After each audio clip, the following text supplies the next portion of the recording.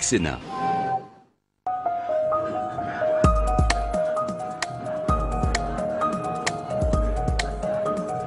Il y a un problème de monopole, il y a un problème d'organisation de l'économie, il y a un problème d'une économie insulaire qui est l'héritière des comptoirs.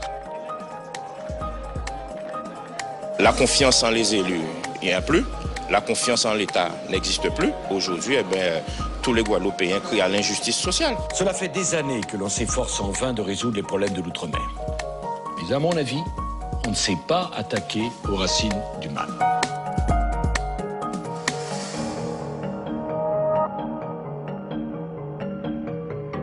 C'était en février 2009, les Antilles s'embrasaient, 44 jours de grève générale en Guadeloupe, 33 jours en Martinique, un mouvement de protestation contre la vie chère et la profitation. Certaines manifestations ont dégénéré, un syndicaliste tué par balle, des magasins incendiés.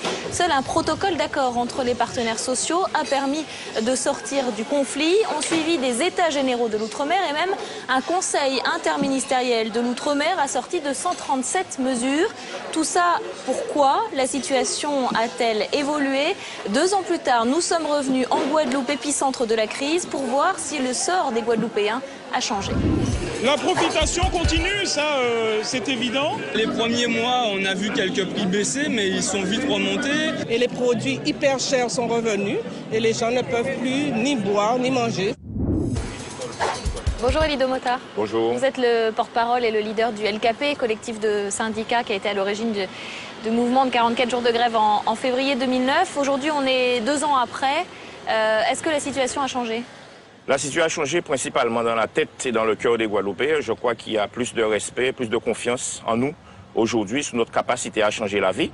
Mais à l'inverse, nous voyons que l'État français qui s'était engagé justement à contrer la profitation et résolument avec les profitants pour faire en sorte que cette situation soit pérenne en Guadeloupe. En fin de compte, l'idée, c'est nous calmer avec quelques centaines d'euros par-ci, par-là, organiser des distractions. Alors vous avez vu, depuis que vous êtes là, vous avez concert de ceci, manifestation de cela, et comme ça, vous ne vous rendez pas compte dans quoi vous êtes, où beaucoup d'engagements ne sont pas tenus, parce que ça revient à remettre en cause les liens qui unissent la Guadeloupe à la France. Quels engagements précisément, pour qu'on ait un exemple concret?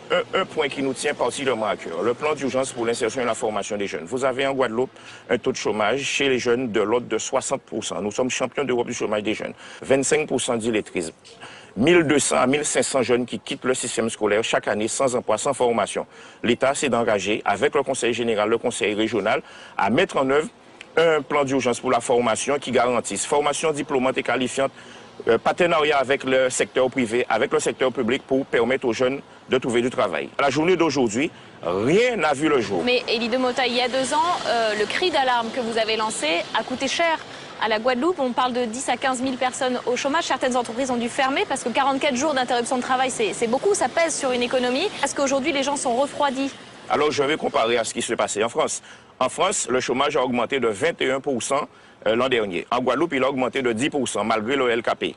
Et pourtant, il n'y a pas eu le LKP en France. Aujourd'hui, on veut tout nous mettre sous le dos. Je dis, halte là, qu'on me donne le nom d'une entreprise qui a fermé à cause du LKP. Eh ben alors et je suis prêt à débattre. Justement, nous, on a rencontré ici, pendant notre séjour sur l'île, une entreprise, c'était une entreprise de jet ski qui marchait évidemment avec les touristes et qui avait besoin d'essence.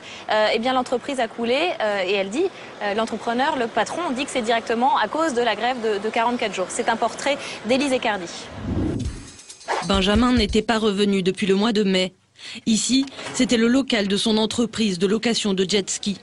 Un cadre idéal pour les touristes, mais qui s'est arrêté net avec les 44 jours de grève et de blocage de l'île. J'avais fabriqué une rampe donc qui permettait en fait de glisser mes jets dans l'eau à partir d'ici. Le premier événement qui a été problématique pour moi, c'était la grève d'essence. Parce que si tu as des scooters des mers et que tu n'as pas d'essence, tu n'as rien. Tu peux rien faire. Donc les 10 premiers jours, on n'avait pas du tout d'essence et il y avait encore du monde.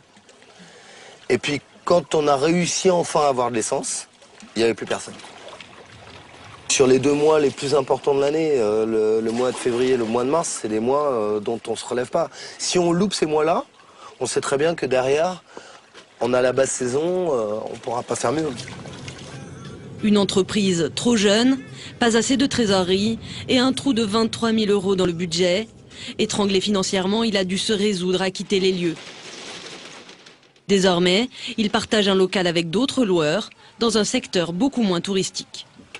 J'ai préféré m'unir avec avec des partenaires pour pouvoir offrir un panel de prestations un petit peu plus important et sécuriser un petit peu ma propre activité par ce biais-là. Parce qu'évidemment, pouvoir rebondir peut-être. Pouvoir rebondir peut-être, mais je crois pas trop en fait. En 2009, on estime qu'environ 900 entreprises ont fermé sur les 11 000 que compte l'île. Élie de Motaille, ça c'est pas une réalité, certaines entreprises qui ont subi la grève de gérer, c'est prévoir et mettre la mauvaise gestion de cette entreprise sous le dos des Guadeloupéens, le dos du LKP. Mais écoutez, il y a beaucoup de gens qui n'avaient pas d'essence. Le MEDEF et la CGPE n'ont jamais voulu négocier. L'État a quitté la table des négociations en plein mouvement. Je crois que tout le monde doit assumer ses responsabilités. Et la mauvaise gestion de cette entreprise ne peut être imputée au LKP. Mais le tourisme qui a baissé de 50% depuis 2009, ça n'a rien à voir avec la grève générale? Le tourisme profite-t-il aux Guadeloupéens? 90% des richesses générées par le tourisme repartent à l'étranger.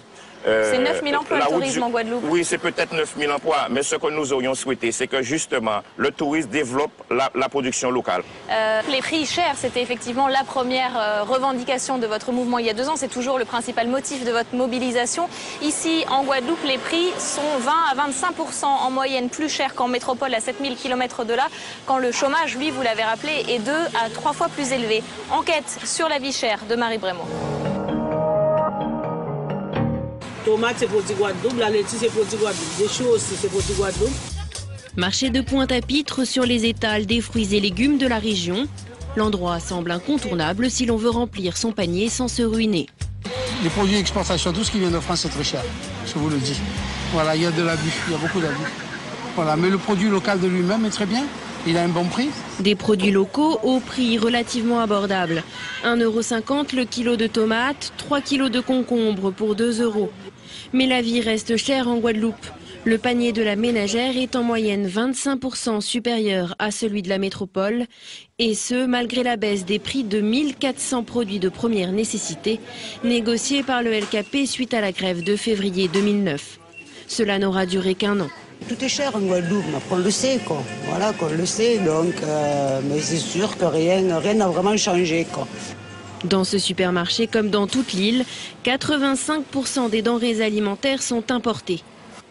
On a la crèmerie, toute la partie crèmerie, toute la partie charcuterie. Oui, il y a la crème fraîche, pratiquement tout ce qui est en import. Le directeur du magasin vient de recevoir ce conteneur qui arrive de Nantes et dans lequel certains produits proviennent du Chili. Un périple aberrant et coûteux, mais des contraintes imposent le passage de la plupart des marchandises par la métropole. Ils doivent impérativement transiter sur Paris et revenir nous trouver après. On a une feuille phyto avec tous les produits Super U qui est en règle et en plus il a un cachet dessus. Peut-être avec un produit d'à côté, on risque de ne pas en avoir. Donc voilà, il doit y avoir un suivi vraiment constant là-dessus. Et comme c'est très réglementé, donc on ne peut pas faire, on n'a pas le droit de faire n'importe quoi. On doit rester dans les normes européennes. En plus du transport, il existe également une singularité commerciale propre aux Antilles et qui alourdit la facture finale. Ce sont les dépositaires de marque des intermédiaires locaux qui exercent un monopole sur de nombreux produits. Hervé Honoré, propriétaire de ce Super U, tente de les écarter en passant par la centrale d'achat en métropole. On fait rentrer un certain nombre de marques depuis la centrale, mais à chaque fois c'est un combat. Parce que le détenteur de la marque vient contester le fait qu'on puisse accéder à la marque sans passer par lui. Mais sur certaines marques, ça nous fait avoir des économies entre le prix de revient à l'entrée de notre magasin et le prix auquel on l'achète de 25 à 40%. Pour acheter ce pack de bière, Hervé Honoré n'a pas réussi à éviter le dépositaire de la marque. Résultat, il est en rayon à 6,35 €, alors que sans cet intermédiaire... Je pense qu'on peut arriver à descendre à 5,95 €. Soit 40 centimes supplémentaires dans la poche d'un seul intermédiaire. Les multiples intermédiaires, souvent montrés du doigt pour leur marge folle. Des accusations injustifiées pour l'un des principaux intéressés à la tête de l'une des plus grosses entreprises d'import-export de l'île. Ça part où ça? Lequel? Celui-là c'est Pharmacie Saint-François. Pharmacie Saint-François. Ouais. Donc là, vous voyez, c'est un chargement qui part jusqu'à Saint-François et qui comporte un mélange de petits pots et de couches. Ce serait difficile à une pharmacie d'importer une palette pour son approvisionnement régulier. Transport par bateau, docker, frais de débarquement, stockage. Les surcoûts liés à l'insularité sont, il est vrai, multiples. Nous sommes en situation à une île insulaire et on ne pourra pas la changer. Donc il y a des coûts de fret à destination de nos îles. Ensuite, vous avez toute une chaîne logistique qui est mise en place avant d'arriver à nos entrepôts. Nous, quand notre activité sort un résultat de 2% de son chiffre d'affaires, c'est qu'on a fait une année exceptionnelle. Donc ce n'est pas avec ces 2% de résultats qu'on aurait dans la poche qu'on pourrait véritablement traiter le problème du coût des produits aux Antilles.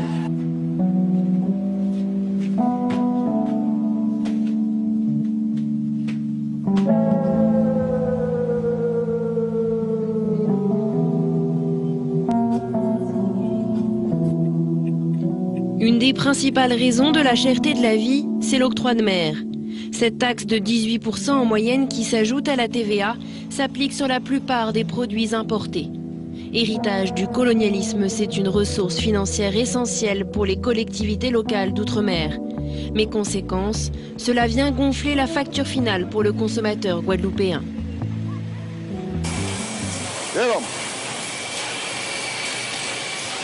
Et pourtant, les quelques industriels de l'île défendent ardemment cette taxe. C'est le cas de Franck Dezalmes à la tête des Grands Moulins des Antilles. Fleuron de l'industrie guadeloupéenne, l'entreprise emploie 70 salariés et produit chaque année 24 000 tonnes de farine. De la farine sous les tropiques, ce meunier en chef a de nombreux surcoûts. Il doit notamment importer son blé d'Europe. Selon lui, l'octroi de mer, c'est le moyen de rester concurrentiel.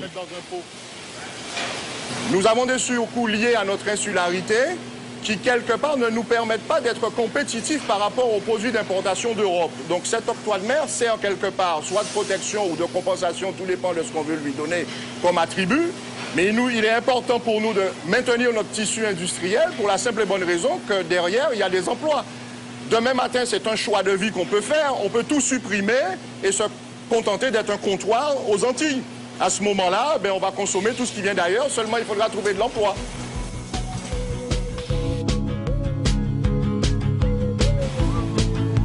Désenclaver l'île, lui apporter de l'oxygène, mutualiser les moyens avec l'autre département voisin, la Martinique.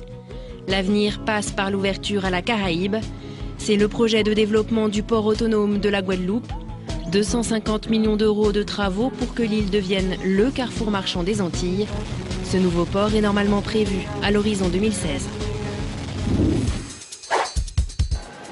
Bonjour Jean Favre. Bonjour. Vous êtes le préfet de la Guadeloupe depuis novembre 2009. Vous êtes arrivé quelques mois après les événements de février. Vous veniez de la Creuse. Vous avez pu, j'imagine, remarquer les différences de prix, notamment par rapport à la métropole en arrivant ici? Oui, il y a des différences de prix, mais il y a des prix qui n'ont pas de différence. Par exemple, le prix de l'électricité est le même qu'en métropole parce qu'il y a un mécanisme de solidarité pour l'électricité.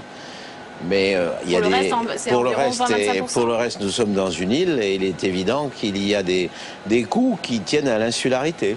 Ce que nous disent les distributeurs qu'on a rencontrés, c'est qu'il y a ces dépositaires de marques qui fausse un peu le jeu puisque les supermarchés sont obligés d'acheter les produits à des dépositaires de marque qui fixent les prix, ce qui donc fait augmenter le prix d'achat. Est-ce qu'on ne peut pas remédier à cette situation? D'abord, il faut savoir qu'on vit dans un pays libéral, les prix sont libres. Ce n'est plus l'État qui fixe les prix. Ensuite, s'il y a des abus dans la fixation des prix, dans le domaine des prix, on ne peut les sanctionner que si on découvre soit une situation monopolistique, un abus de situation monopolistique, soit des ententes illégales. En ce qui nous concerne, on a mis en place tout un dispositif, des agents de l'État et notamment le GIR Concurrence, qui est chargé de relever effectivement tous les délits dans le domaine de la concurrence des prix. Ces services actifs, on a décelé certains abus, Mais il faut voir que c'est pas non plus très simple d'arriver à les déceler. C'est clair aussi que il y aurait plus de concurrence, ça permettrait de faire baisser les prix. Mais encore une fois, encore faut-il qu'il y ait des opérateurs qui viennent et qu'il y ait de la concurrence qui s'installe. L'État dépense beaucoup d'argent pour les DOM, ça coûte cher, oui. 16,7 milliards d'euros en 2009. Mais est-ce que l'État a une véritable vision de développement des départements d'outre-mer, d'après vous? Par exemple, sur la Guadeloupe, on veut essayer on insiste sur les énergies renouvelables, sur la géothermie, sur la biomasse, la bagasse. Également, il y a toute une politique pour essayer de développer toutes les ressources de la biodiversité. Donc il y a une politique de développement, mais c'est intéressant, mais c'est pas simple parce que le cadre de l'insularité est compliqué. Mais je ne pense pas qu'on puisse dire que la France n'a pas d'ambition pour ce territoire, au contraire. Quand on parle d'économie coloniale, comment ça vous fait réagir? Très honnêtement, aujourd'hui, c'est tout sauf une économie coloniale, à mon sens. Vous ne trouvez pas que le pouvoir économique est détenu par ce qu'on appelle communément les béquets ou les blancs pays? Le pouvoir économique est détenu par des Guadeloupéens. Et donc, je n'ai pas à moi entrer dans ces considérations. Moi, ce qui m'intéresse, c'est les gens ici qui ont des projets constructifs, qui veulent développer ce territoire. Pour le reste, vous savez, j'ai pas envie d'entrer dans des histoires du passé. Je crois que c'est l'avenir qui importe. Et l'avenir, il se fait avec tous les Guadeloupéens, quelle que soit la couleur de leur peau. Merci beaucoup, monsieur le préfet. En tout cas, il y a 2 ans, ces événements ont fait ressurgir une crispation très forte où la question identitaire est ressortie avec virulence, relayée par des slogans assez significatifs dans les manifestations. Par exemple, la Guadeloupe est à nous, la Guadeloupe n'est pas à eux. Alors même si l'esclavage a été aboli en 1848, eh bien, plus de 160 ans plus tard, les Guadeloupéens ne semblent pas avoir tourné la page. Et il y a un vrai appétit aujourd'hui pour redécouvrir, connaître cette page d'histoire. Mais est-il vraiment judicieux de faire ressurgir le passé? C'est une enquête d'Élise Ecardi.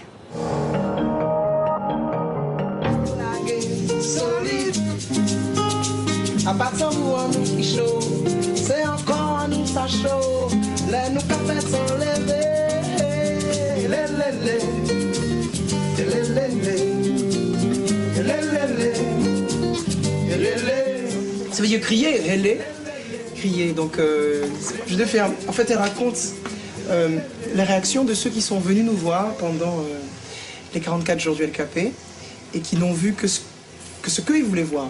Ils n'ont cherché... D'abord, les yeux ne voient que ce qu'ils sont prêts à voir. Donc, ils étaient venus voir un problème racial, ils ont vu un problème racial, ils sont venus voir des voitures renversées, ils n'ont filmé que les voitures renversées. Ils ont vu... Des 44 jours de grève, le groupe Soft en a fait des chansons.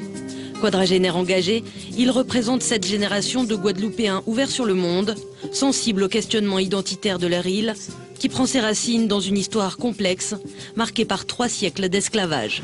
Nous, on n'est pas de ceux qui en rajoutent sur l'esclavage. Nous, on parle quasiment jamais d'esclavage dans nos chansons. Et la raison est assez simple. C'est que c'est pas la peine de dramatiser une situation qui est déjà aussi dramatique. Quelle est la situation chez nous?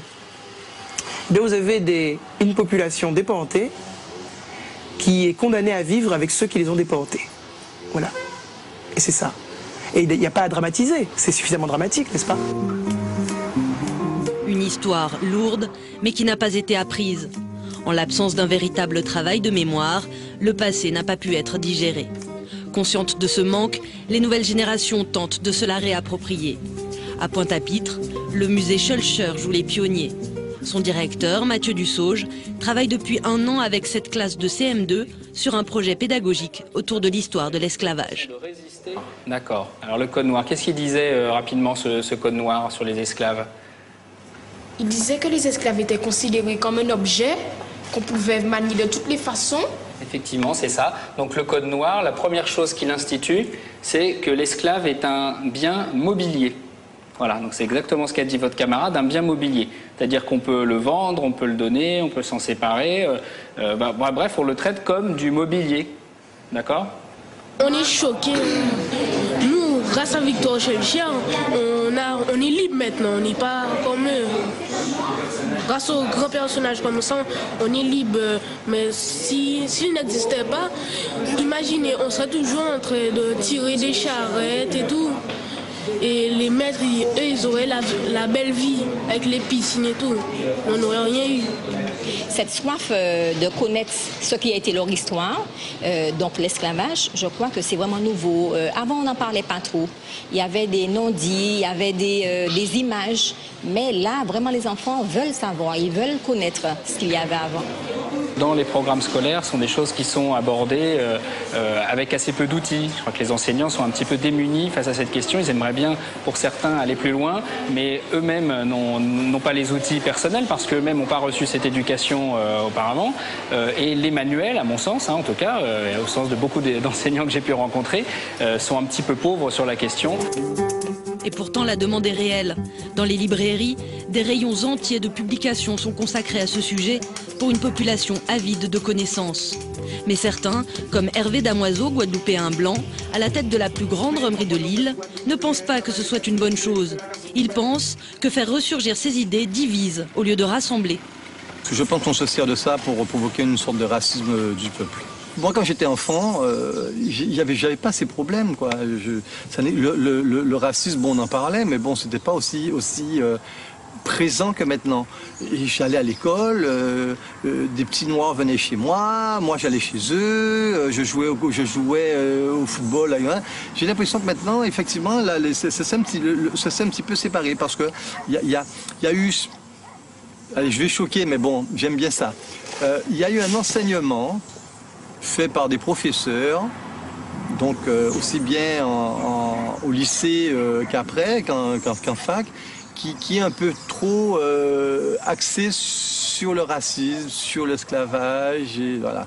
C'est pour ça que je pense qu'il faut s'en souvenir, mais qu'il ne faut pas vivre qu'avec cette phase de l'esclavage, parce que ça n'apportera rien de bon sur notre île. Noir, blanc, métis, indien, la Guadeloupe est une terre métissée. S'il est difficile de faire admettre de véritables tensions raciales, le passé reste très présent et pèse sur les rapports entre les Guadeloupéens. Vous avez à la base le problème de l'inégalité des chances, qui est naturel dans les terres d'esclavage. Parce que lorsqu'on abolit l'esclavage, qu'est-ce qu'on fait? En fait, on transforme l'esclave en salarié.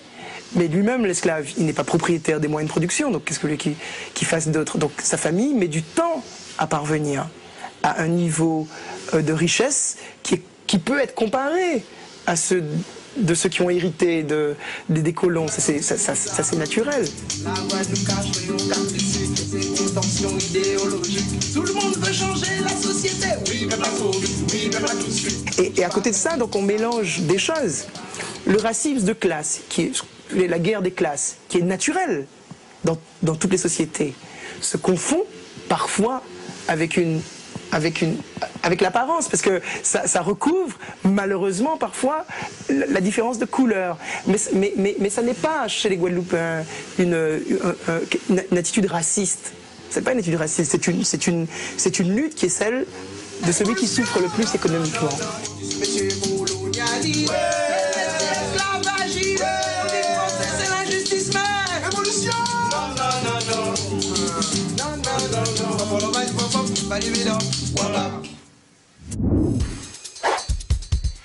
Dimitri Zandroni, on voulait avoir votre regard parce que vous êtes à la fois entrepreneur, vous êtes réalisateur, producteur et jeune entrepreneur, donc vous avez aussi le regard de la jeune génération guadeloupéenne. Ce débat pour digérer le passé, il est indispensable pour avancer ou en ce moment il empêche un peu de tourner la page? Je suis du genre à ne pas regarder dans le rétroviseur, plutôt à regarder devant, mais il faut pouvoir digérer ce passé parce qu'on a des comportements sociétaux qui font que peut-être ça vient aussi de cette histoire-là et qu'il faut le savoir. Dans la mesure où quelque chose nous apprend à vivre avec l'autre, qui nous permet de grandir, oui, je suis pour ce travail de mémoire. Si c'est pour faire un travail de mémoire, pour s'apitoyer et dire, bon, allez, on a souffert, on a subi ci, on a subi ça, bon, là, moi, voilà, j'arrête là. Parce que maintenant, c'est ça qui est fondamental. C'est comment on se définit, nous, comment on arrive à vivre dans notre pays, parce que nous ne sommes pas en France. Même si nous sommes dans un territoire qui est département français,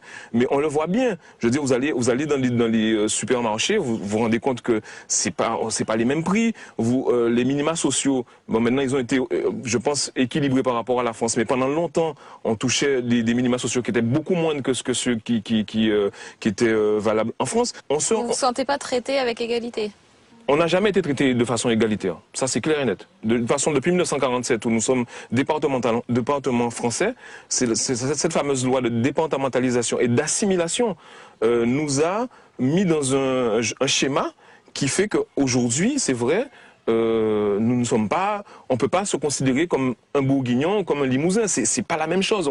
Nous n'avons pas la même histoire. Nous ne sommes pas issus de la même matrice. Donc, qui fait que obligatoirement, nous avons un comportement social, économique, voire politique qui est différent. Et aujourd'hui, si on arrive à grandir avec ça, mais nous sommes très forts parce que justement, c'est réussir à faire, je dirais, cette cuisine interne en nous pour à arriver à être un citoyen lambda et qui vit parfaitement avec son passé et qui est complètement en paix avec son histoire. Merci beaucoup. Je vous en prie.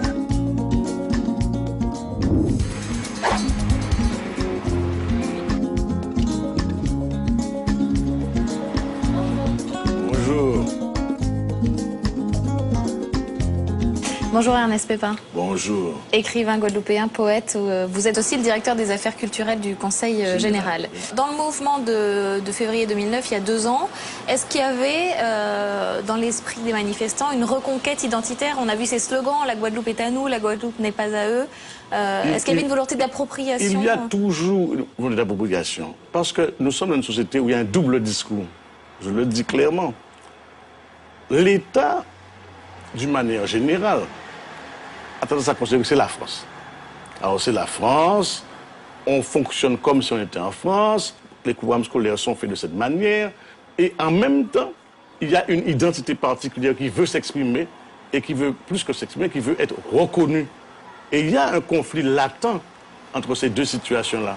Et tant que, à mon avis, on n'aura pas pris conscience de cela, notamment à Paris, mais dans l'ensemble de la société française, bon, on n'aura pas résolu le problème. Mais en même temps, est-ce que c'est pas un peu facile, je me fais peut-être l'avocat du diable, oui, de toujours revenir, d'avoir un discours finalement de victime, et ça n'aide pas à avancer, de toujours ressasser ce... Je comprends, d'autant plus que ma position personnelle, c'est qu'il n'y a pas de peuple irresponsable. Même quand il y a de la douleur, c'est que quelque part, bon, le jeu n'est pas clair, j'ai envie de dire, qu'on a aussi notre part de responsabilité. Ce que parfois des gens d'ici ne veulent pas entendre. Mais en tout cas, c'est ma position. Vous êtes dur d'ailleurs, vous, avec la Guadeloupe. Hein. Vous dites qu'on est une société de sous-traitants et de sous-gagnants. Mais bien sûr, parce que, à mon avis, on n'a pas réussi à prendre ce que j'appellerais les leviers du pouvoir. Et j'entends pouvoir économique en particulier, je pense à ces questions sociales qui se posent. Regardez Jarry, allez à Jarry. La zone industrielle de près de Pointe-à-Pitre. Il y a très peu d'entreprises qui appartiennent aux Guadeloupéens. Et ça, c'est un problème. Est-ce que vous êtes inquiet pour l'avenir de votre île? Je ne suis pas inquiet parce que je suis un optimiste fondamental. Je crois que ce pays-là a suffisamment de ressources, quand même, d'énergie pour pouvoir retrouver, je dirais, une forme d'équilibre. Mais il faut que tout le monde soit d'accord. Je reviens à un terme de Césaire que j'aime beaucoup, la refondation. Il disait il faut refonder l'homme. Alors moi, plagiant Aimé Césaire, je dis il faut refonder la Guadeloupe. Merci beaucoup Ernest Pépin. Merci beaucoup. C'est la fin de cette émission. Vous pouvez la retrouver comme d'habitude sur notre site internet publicsena.fr quand vous voulez. À très bientôt.